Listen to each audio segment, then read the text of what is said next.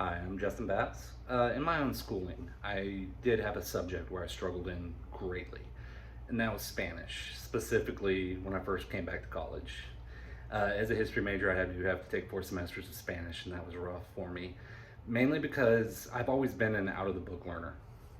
I've never really been the best at sitting in a classroom just having a teacher talk to me. I'm open the book and read it myself and teach myself. And in Spanish, I wasn't really able to learn that way. It was kind of a big shock for me because I've learned math that way, I've learned history that way, I've learned language arts that way. But Spanish, I just couldn't do it for some reason. And thankfully, I had a teacher that really recognized what struggles I was going through and got me in tutoring and got me in group conversation classes, which probably helped me more than anything else. And he did wonderfully there. And that's something I want to bring along as a teacher myself one day is that just because they're really, really good at a certain subject, students really good at, say, math or science, doesn't mean that's going to translate to history. And even their learning style might be different depending on what subject they're going into. So it's something that I need to keep in mind and I need to look for in students. And thankfully, through this experience, I have the opportunity to know what to look for in that.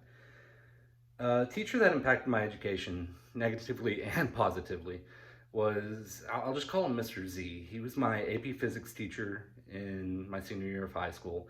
And he was, during the very first semester, a wonderful, wonderful teacher. Probably the greatest I ever had.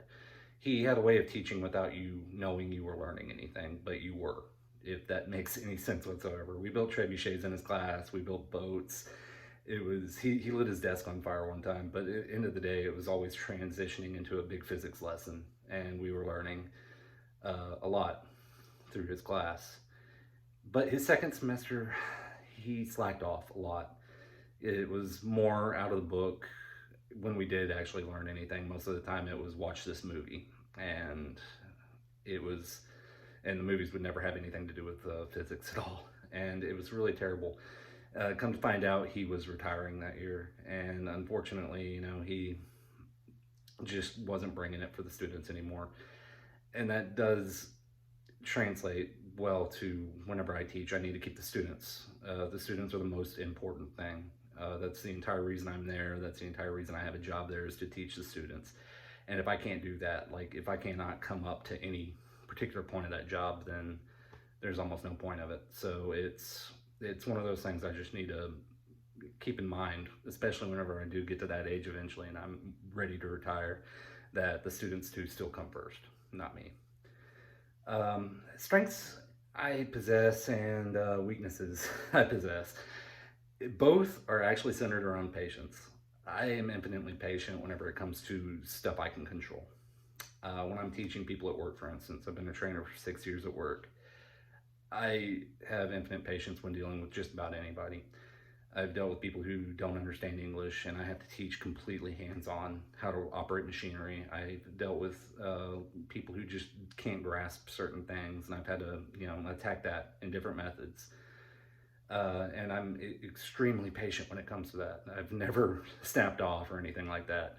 Where I do fail in patience, however, is things that are outside of my control. Picture days at school, for instance, will probably be one that I will need to learn to work around, because typically when things outside my control come in, I just get really, really stressed out and lose patience. But it's something I'm working on and will continue to work on throughout my future as an educator. A relationship between a teacher and a student should never exist outside of the classroom.